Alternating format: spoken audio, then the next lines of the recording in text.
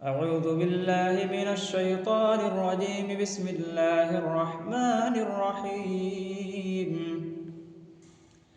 هل أتى على الإنسان حين من الدهر لم يكن شيئا مذكورا إنا خلقنا الإنسان من نطفة أمشاج نبتليه فجعلناه سميعا بصيرا إنا هديناه السبيل إما شاكرا وإما كفورا إنا أعتدنا للكافرين سلاسل وأغلالا وسعيرا إن الأبرار يشربون من كأس كان مزاجها كافورا عينا يشرب بها عباد الله يفجرونها تفجيرا يوفون بالنذر ويخافون يوما